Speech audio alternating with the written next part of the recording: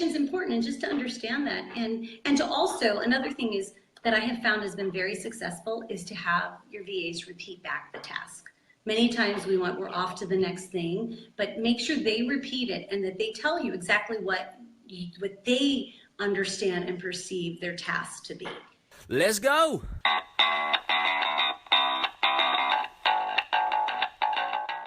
Sherist, thanks for joining us. I don't know why my phone wouldn't connect. No, that's okay. Well, yeah, thank you so much for coming on the show. So as usual, as we were talking about before, I usually just talk a little bit of smack for 5 minutes whilst the guests figure it out. So yeah, thank you for tuning in with us. How's your holidays been? You know, it's been great. I'm here in the Philippines, actually. So we had a wonderful Awesome. holiday. Yeah. Part of what our company does, what they call the CSR, company outreach. So we spent it at an orphanage and also lovely. did some outreach in the Philippines. So it was wonderful. Very Yeah, blessed. that'd be really rewarding. Oh, well, that's lovely. Yeah. So yeah, I was saying before with the whole me talking smack for a few minutes to waste time. I went to visit my mom. So yeah, I've just come off about 4 hours of travel, had a quick shower. So thank you so much for jumping in with me. Sure, no problem. Yeah. So everyone. So Sherist Rodriguez. So yeah, she has a company that she started herself, and basically she was originally actually in was it medical billing, Sherist? Yeah, I had a medical billing company. I come from a hospital healthcare background, and Yeah. at some point I didn't want to be anymore and decided to start my own billing company. And I was a bit of a hustler back then. Great. So I hustled. Aren't we all? You know, I said, come on, let me try your billing out. And it worked. And so I built a company doing that. Wow. Which we did well, yes. Yeah. Oh, that's fantastic. I mean, you know, because it's always, we always come from, you know, such different backgrounds, and the fact that you went from one avenue and you just completely pivoted to something completely different, like it's fantastic about how far you've come. And I'd love to hear more about, you know, that start story. So, and Angel's just jumped in as well. Oh, Yeah. good. So, The room is great. so Well, is yeah, Angel your son? Is that right? Yeah, he is. And Yeah. so Oh, awesome. just really excited to join and start learning about the business. And so I brought him over to the Philippines with me. And so he's been trying to do some sales. And I'm trying to be more of a mentor, more so now, as not just as a parent, but also as a, you know, for the community, because, you know, we all, Yeah. in our careers, we will make a ton of mistakes, and Of we course. will learn a great things.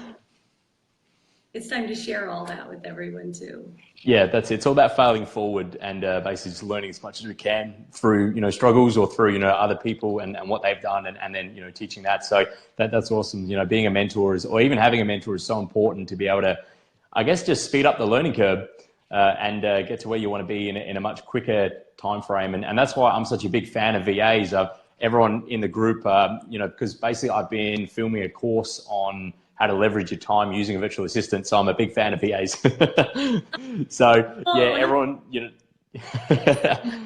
yeah. So, you know, everyone knows I'm an advocate for them, and the fact that you can utilize them to really, do exactly that, leverage time so you can focus on business development and get the lesser tasks, or, you know, set up systems so then you can continue on in other aspects of business is such a fantastic thing to do. So, you know, it's, I think what you're doing is awesome, and it's going to help a lot of businesses in regards to being able to move forward faster, just because, they don't have to focus on certain aspects of their business, which is great. Right. And I'm actually writing an ebook right now on that are you? too. Oh, Yeah, awesome. now funny that you wanted our program, but yeah, because there's so many, there's so many things that people don't know, or even, you know, there's a big perception too that, you know, I'm too small, or I'm a one-man shop, so I shouldn't use a VA, or, you know, but it really isn't the case. Those are the people who need it the most. Absolutely. In growing small businesses, we don't feel like we can compete with the big guys, but we have the same opportunities if we leverage the VAs, and especially offshore, where it's a lot more cost efficient, and you know, they're used to the services. Well, that's it. I mean, even when I used to work full time, I would have part-time VAs, and so this was whilst having full 9-to-5 work. I would then utilize them as a, you know, solopreneur, trying to get, you know, side hustles going. So they're great even for just small business, because when you're a bigger business, I mean, that's great and they're really helpful for that as well. But for all levels of business, you can find a use for them. And especially if you're just starting out, getting those mundane tasks done, like the, email filtering and calendars and that sort of thing, then there's some fantastic use of their time, and it doesn't cost you much at all. So you can really use some of your, say, hourly wage or weekly wage, if you're still working full time, to employ someone to help you get to that point quicker where you then leave the 9 to 5 so you can start your own business and do that. So, we're all big advocates here. We've actually got a few VAs that have jumped on live and said hello as well. So yeah, hello from the Philippines. Keep doing what you're doing.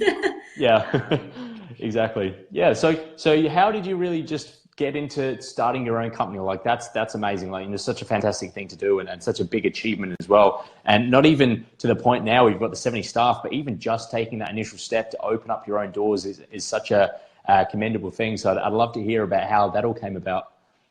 Yeah, well, it's funny because a lot of times we don't like to talk about our past or what leads us to where we are right now. So it's something that's the best part. Parts of our lives. So it's something I'm learning to be a lot more comfortable with and share that part. But I did grow up in a very, very poor home environment, very non-educated, if you will. Fair enough. My father was an abusive alcoholic, and so there wasn't really any. It was never like stay in school or have a business. It was, one of these days you're gonna get a job, and that's the best you'll be in life. And this background, like, no, that can't just be the end. That can't be the only thing I'm supposed to do in life is just have a job. And unfortunately, when I was 15, my father was shot and killed in self-defense. I'm so sorry to hear that. Yeah. We don't really talk about it. But that really pushed me to have to become independent and have to take care of myself. He killed my mother and it hurt the family. It would absolutely, yeah. So I had to drop out of school. And so that was a big thing for me because I was going to be the first one to go to college and be a college graduate. So in my mind, I kept saying, one of these days I'm going to start a business. I'm going to do everything I can. I'm going to hustle. I'm going to get these jobs that nobody, forget about that college degree. And so it came to that point as high as I could get without a degree, which is pretty good. And that's when I decided, it's time to jump in. I was a single mom with 2 kids, and I said, if I don't do it now, I'm never going to do it. And if I don't start setting the goals today, and instead of talking about all these things I want to do, if I don't do it, then what am I teaching them? And what am I? And then I'm not fulfilling what I want to do. So I decided to do it, and I started out of my house, and I have a friend who was doing billing, and so she came and helped me. And I figured it was something easy. I'm in the healthcare industry. I can learn it super easy. So I did, for about 8 years before healthcare started to take a turn. And so the reimbursement rates were going down, and I thought, I got to get ahead of the curve. I've always been behind the curve. I never reacted quick enough. And so that's when I decided I need to utilize what other big companies are doing, and they're hiring offshore. But I didn't know a lot about it. So I started off with putting ads in Craigslist and just interviewing people. I love Craigslist. It's a good old Craigslist in the Philippines. They really did have the best bang for the dollar, the communication skills. For all of you who maybe haven't hired a VA before, it's really important to be able to communicate well. The higher the success is really dependent on how well you can communicate with your VA. Absolutely, 100%. And a lot of times I'll say it's usually our fault too that the communication is messed up because we assume that they understand everything that we're telling them. We've given them the right directions when all in all, we're entrepreneurs just throwing things at them and they don't really grasp everything we're telling them to do. Well, that's it. I mean, when we do things, it's basically it's just we know what we know. So when we say to someone, do this, it's kind of almost unintentional assumed knowledge that it's a case of, well, they're going to just know it. Whereas, it's really about, I guess, auditing yourself to think, well, all right, a conversation's a two-way street and they don't have the same upbringing we do and they don't have the same education and the English isn't even their, in the Philippines, sure, in some cases it is the first language, but if you're using, say, a third world VA, then it may not be English as the first language. So it really is our fault if there's a bit of a communication barrier. And the biggest mistakes is just throwing a project at one of them and assuming that they know all, from A to Z, as opposed to mapping out A, 8.1, 8.2, B, whatever, all it is. That's definitely, that was a big learning curve for me. But I had started off with a couple, and it ended up working out really well, that I ended up having 20 VAs spread out amongst things. Now, this is the funny thing, because when I first started, it was kind of a whim. I'm just going to do it. I came to the Philippines to interview, to train them all at one point. They've been working with me for a year. And yeah, that's a good turnaround for an hour. I worked the night shift and over here in the Philippines, so I've been up quite a lot of hours right now. Yeah. Don't worry, you and me both, so we're both on the same level. Deprived. I realized everybody was spread out throughout all over the Philippines, and that made a difference too. Depending on the province or the area of the Philippines, their knowledge or even the cultural stuff. So that was a big learning curve for me as well. Yeah. But after about 7 years, I had home-based workers. Part of my problem is that it became, back then there were less software opportunities where you can actually monitor screen by screen and be able to really, a team of 20, they were getting away with a lot. So that's the other thing is part of also having a virtual assistant, you've got to know how much time projects should take. And they have to know that you know that, because if not, they do take advantage. And all the time. You are on, don't take advantage. Yeah. Yeah. No, I love it. It's when I was first learning the whole VA scene, a lot of the time that they would say, and having been in the Philippines, I do understand that the internet can be really bad over there. But a big one was, it'll slow down our internet, so let's not use the screen sharing software. And it's like, well, over time, all right, let's not use it, but I do know how long each task takes. So if it's not done, I know you're not doing it. You have to be on top of some of them. You can find now if you're hiring a highly qualified, a skilled versus like a data entry. Oh, of course. Yeah, of course. I never have problems with those type of VAs. Like my web developers, software developers, those are usually on target with everything, or delivering what I need them to deliver. Nice. So about 3 years ago, I opened up finally an office where I brought all the VAs into an office setting, and boy, did it change dramatically. It changed the game, because now I had complete control, complete leverage.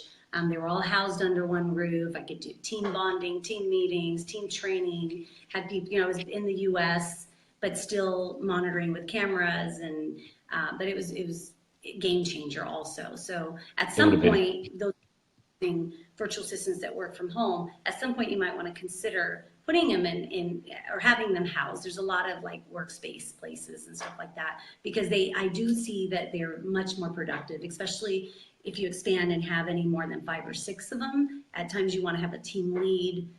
At least with 10 people, you want to have a team lead. And that's where mine got a little crazy, and no leads. So and they were all over the place. So. Yeah, that's it. It's really having either say a project manager or team leader there. It's really helpful in just monitoring it all, because even if it's an in-house team, like the culture itself dramatically improves, which is awesome. But if you're not there to physically stand by them, they can still get away with just a lot. So yeah, it's really important to be able to employ someone, even if it is just to oversee what they're doing. And sometimes as well, if you're employing someone that is, say, overseeing everyone else, the fact it's managerial, but to a level, there's a certain administration role there. So sometimes the web devs, for instance, are getting paid more than them. So it's all about finding balance. And it depends too. Sometimes you don't need that if you're doing things project-based or hourly-based. Like I need you to do these 100 web searches or something, and get me we that will hire VAs just to look up local businesses and find out who the CEO is and enter all the database in their database so that they can go out there and do the sales. Or you have other ones where they'll give you, a list of hundreds of thousands of leads to call on, and you can time all that by the amount of calls. And there's a lot of software now too, especially even with the voice over IPs like Ring Central, for instance. You can monitor calls. You could actually reception area and and even barred into calls too. So there's a lot of good tools out nowadays to help Nice. people succeed. Yeah, that's it. And it makes your job easier, and you can just leverage those just to be able to make everything run a lot smoother. So it's, the way technology is going, it's great. Like, it's so much easier now than it used to be, and no doubt in another few years it'll be even better. Oh, I know. I can't wait. Yeah, yeah, can't wait.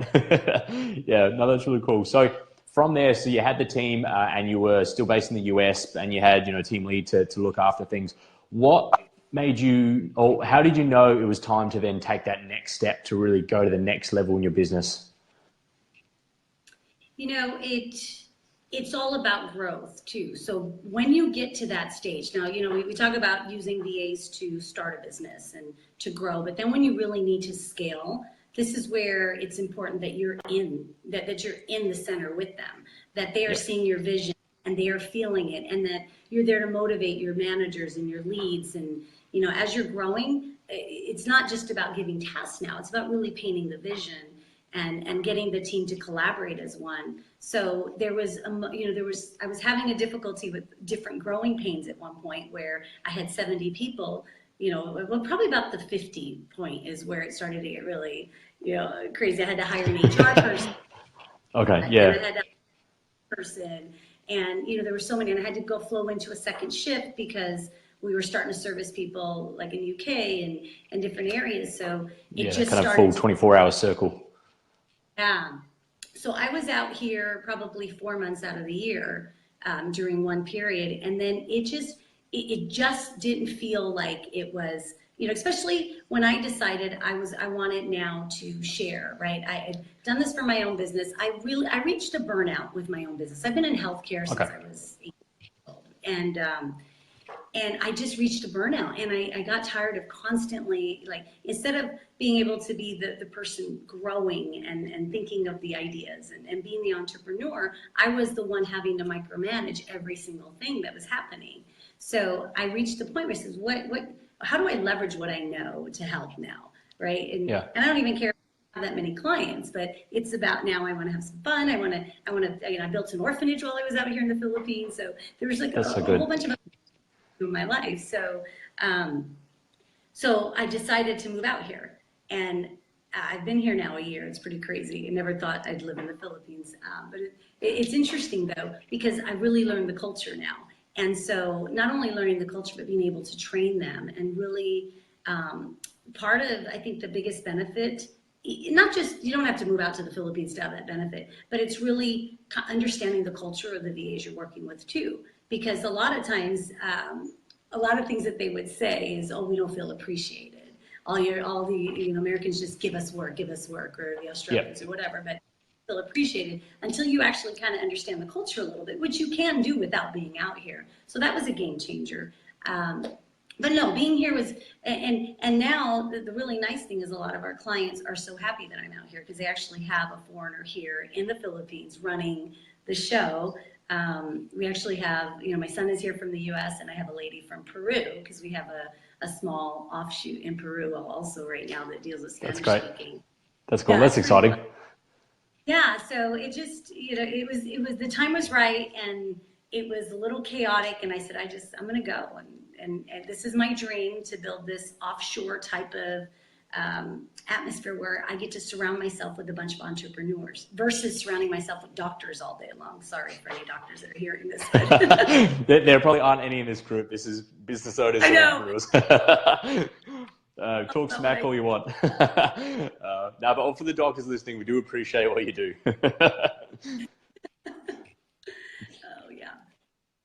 Yeah, well, that's cool. Well, coming back to that point in regards to you saying, from a cultural perspective, your VAs, or in typically some feel that they're not appreciated. How would you recommend, Sherist, those that do have VAs, or they're looking to get into VAs and they're in that stage, they want to learn as much as possible, or they've got a few and their turnover rate is quite high? How would you recommend for you to be able to appreciate, or at least make it seemingly that you appreciate your staff more so from your expertise? Yeah, I could talk about this for days, so I don't know. No, seriously. I think one of the biggest things is what we talked about a little while ago, is also the misinterpretation of the misunderstandings. To have the best success is to have everything prepared ahead of time. To really think about also what culture your VA is in and how they learn best. Don't just assume that the way we put our materials together is the way they're going to learn. Don't assume that verbal instructions are okay, because even in our prospective countries, some people learn by reading, some people learn by hands-on, some people learn by many different mechanisms, right? So with the Philippines, I realized I really had to come up with some really great cheat sheets and some really good guides and some, like literally we have 3 things we do for them. One is a visual flow chart. So every process gets a visual one. Second one is what I call a QRG, a quick reference guide. So it's kind of like a step 1, step 2, step 3, step 4. So that when they feel overwhelmed or they're getting something from us that we don't think is that difficult, they can go back to their A, B, C, D and go, oh yeah, I don't want to forget to do D, Great. And then the other is, so I do that with every process we bring on, with every client, with everything I decide to do. I drive my managers crazy, but I think they can appreciate it. And I think Angel, now being here, really appreciates it, that it helps them. So to be honest, especially if you're using the Philippines, that little bit right there, they feel like you're helping them get off to a successful start. So they go in it already motivated. So when you don't do that, then they feel already trapped, or that we're just the dictators telling them to do things and do things. The other point would be to make sure the communication.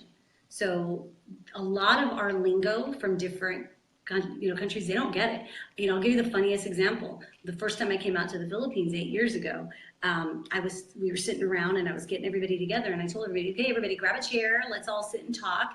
And they literally all just stood there and grabbed their chair. And I'm like, no, like we're gonna. But then I realized, oh my God, that's what's been happening all this time. I'm using these terms but in the Philippines, it's very literal, the translation. So grabbing a chair means, okay, and they're looking at me like I'm the one that was nuts. So the communication is important, and just to understand that. And to also, another thing is that I have found has been very successful is to have your VAs repeat back the task. Many times we're off to the next thing, but make sure they repeat it and that they tell you exactly what they understand and perceive their task to be. Because most of the time, a lot of times there's going to be something that was missed in between, especially if you don't have it written down for them. So that's been a huge success. Yeah, nice. Yeah, I'm a big fan of just using MS Paint and drawing arrows as well. I find that's a lifesaver in some cases. Absolutely. The clearer you can give it to them, the better. So do you take the time up front? Just like anything. I mean, if you prepare for anything up front, you're going to be more successful. So the same thing with your VAs. Yeah, exactly. So Amanda said that's a great idea, having them repeat back to make sure you're both on the same page. Yeah, absolutely. Now, Sherist, if you can remember, because just your third point, like the actual dot point itself, the internet cut out as you said it. So although we got the rest of it, what was just the one sentence dot point you had for the third one? Which one was that one? We had the third. So yeah, I mean, it's not that important, but just in case anyone listening at home, it just cut out for that half a second there. But if you can't remember, no stress. Okay, well, it'll come to me later. Okay, all good.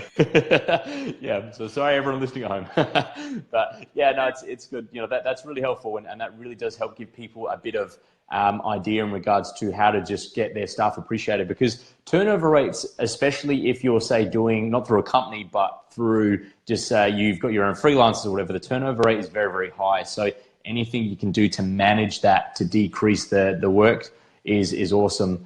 Omar here said, after many unsuccessful attempts working with freelancers, I ended up building my own team. Great. So very similar story. Fantastic.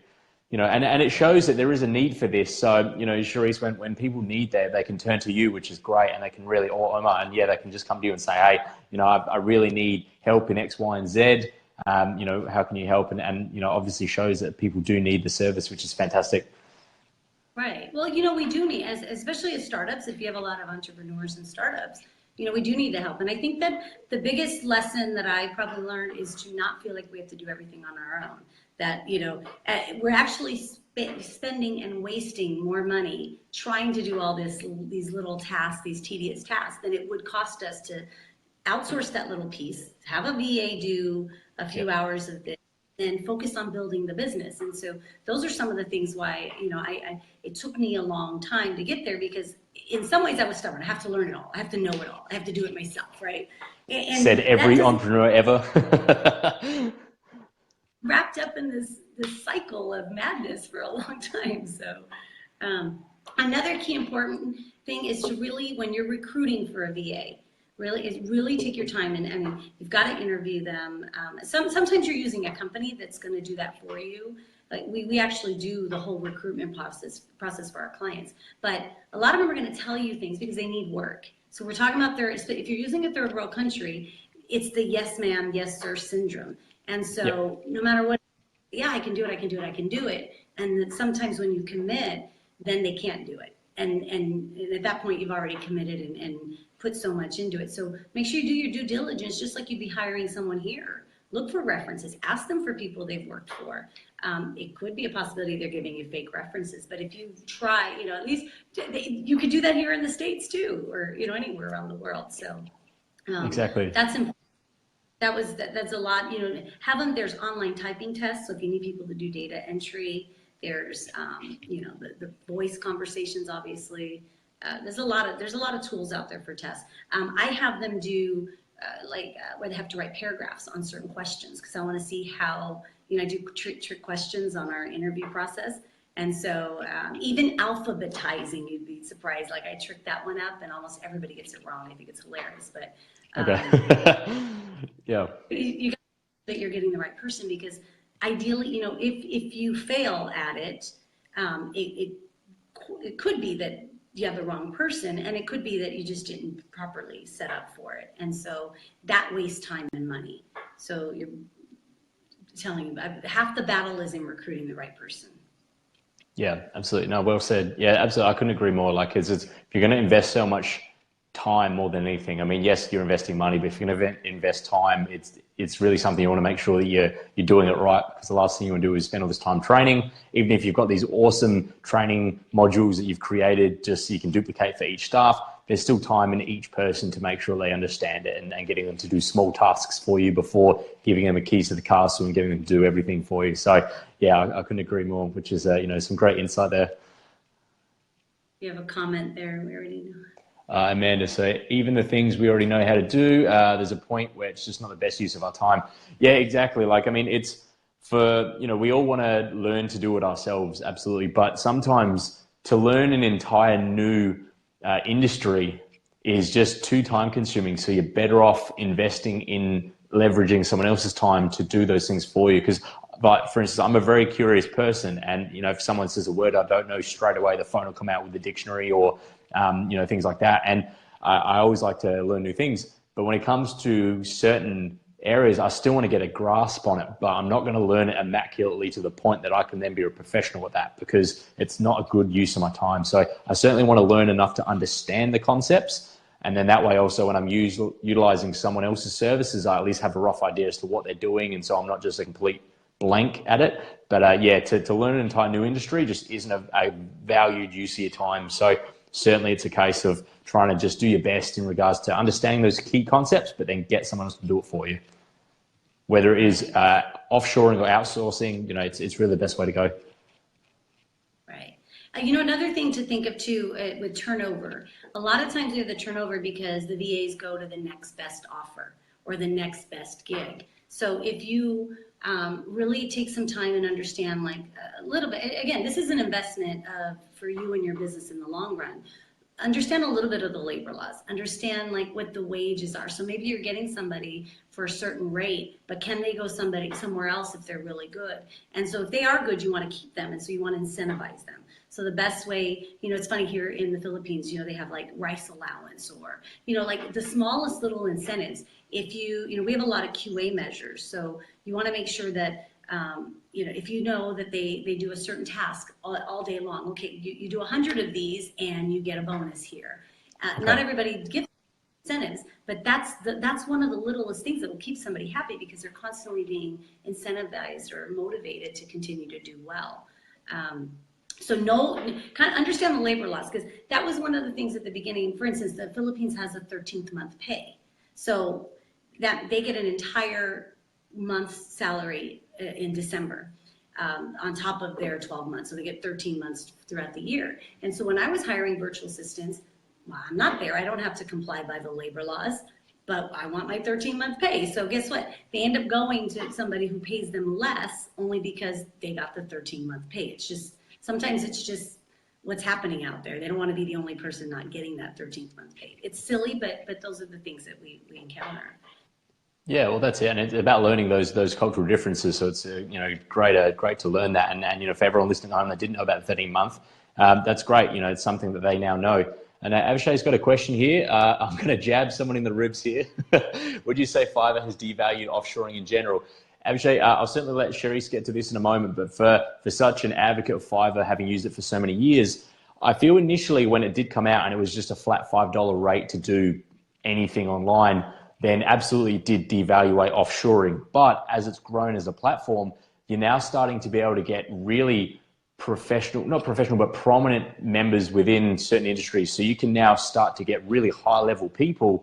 So it's no longer just about a flat $5 rate. So I would say initially it certainly could have devalued offshoring to a degree, but I believe that's gone. But that's just from my perspective. I mean, Sherist, I'd love to get your insight on that as well. But yeah, the fact that now you can go on Fiverr and you can easily spend $150, $300 plus to get someone that's of value to do something for you, then yeah, I think that's there was a very small period there for a few years, but I believe that's starting to be phased out. Yeah, no, believe it or not, I use Fiverr also. So I have an offshore company, I have a team here, but there are things that either one, I don't have the time to help them develop a skill, or a skill that I might not be able to easily find here.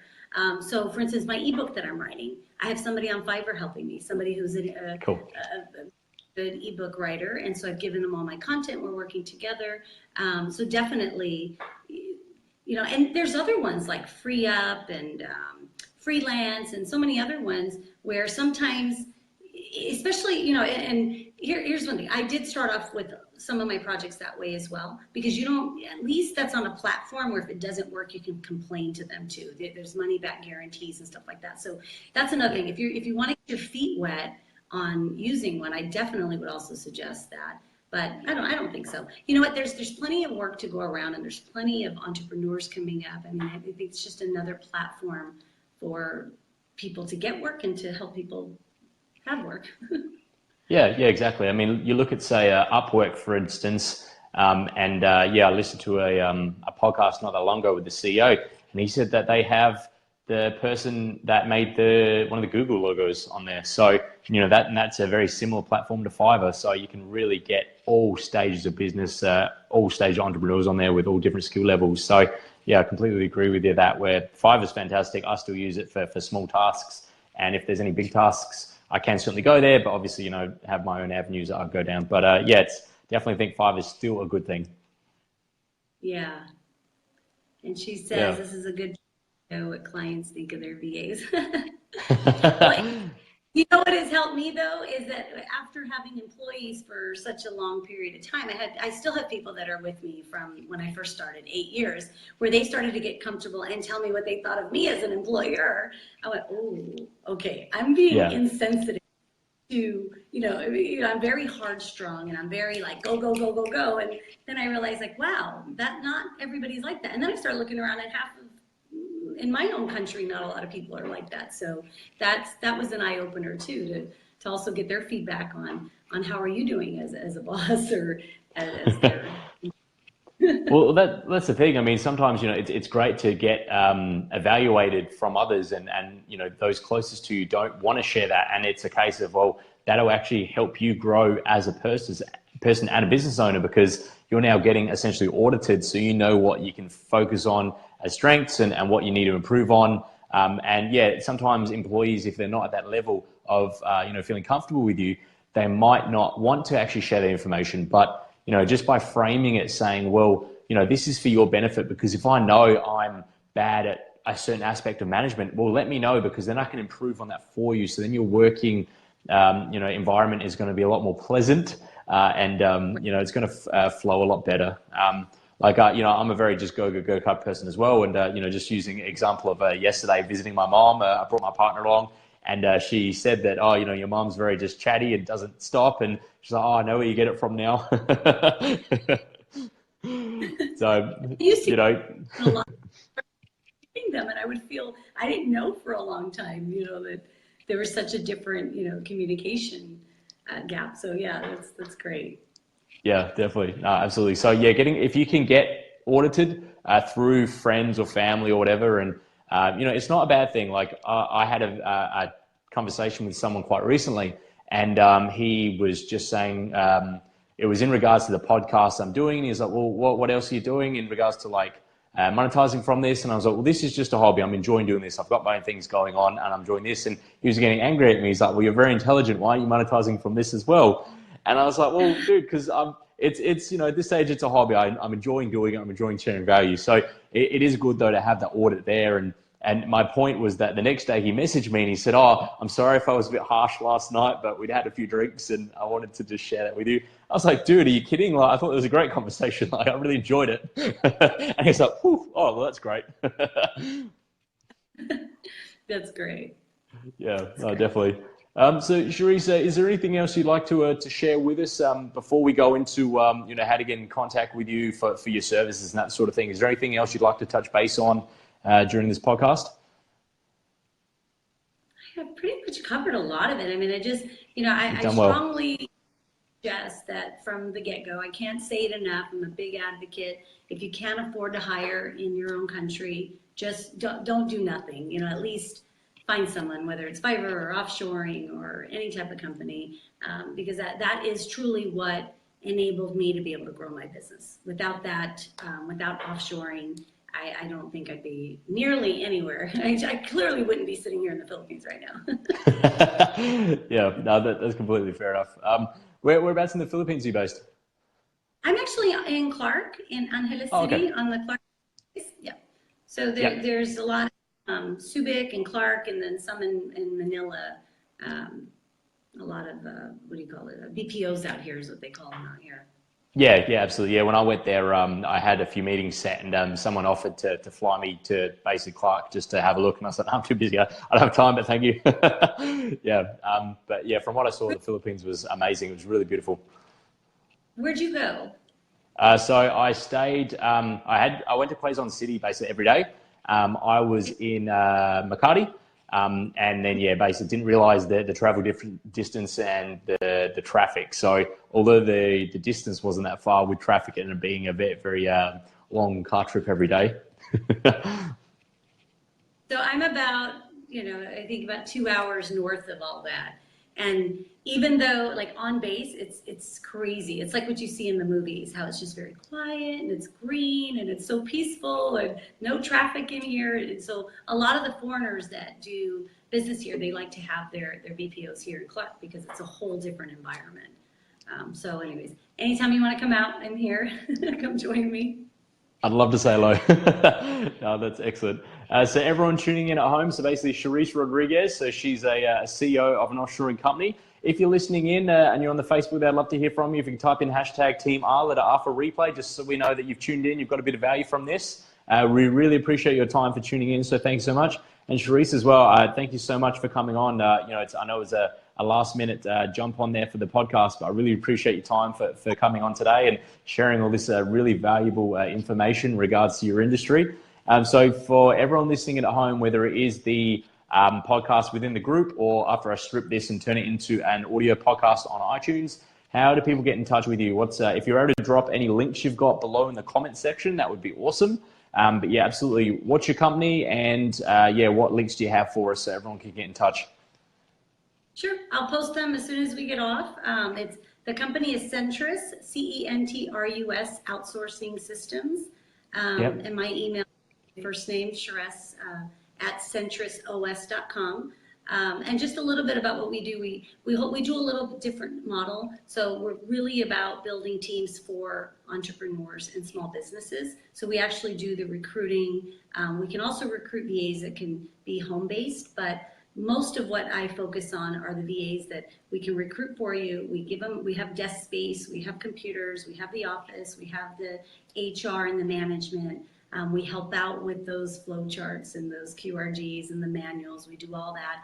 And so then what we do is, as everyone is, you're driving the activity and the productivity and the task, and we're just monitoring in the background to make sure that those tasks are getting done. So it's like having another set of eyes over here for you to help you grow, and you could just focus on just driving your business. So it's a great model.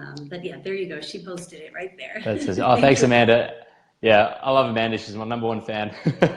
So she just posted the link there. So Sherist, if you've got any other links or anything you want to drop below, then please by all means let us know as well. But yeah, thank you so much for coming on the show. I really appreciate your time today. And for everyone listening at home, thank you for spending your time tuning in with us. So yeah, it's been a fantastic chat, and I look forward to hearing more about your business in the comments below. And then anyone that's tuning in, if you have any questions for Sherist and you'd like to know, just comment below, because then we'll all get notifications later so we can come back to this and answer them for you. So yeah, Sherist, thank you so much again. I really appreciate it. It's been an absolute pleasure. Yes, thank you.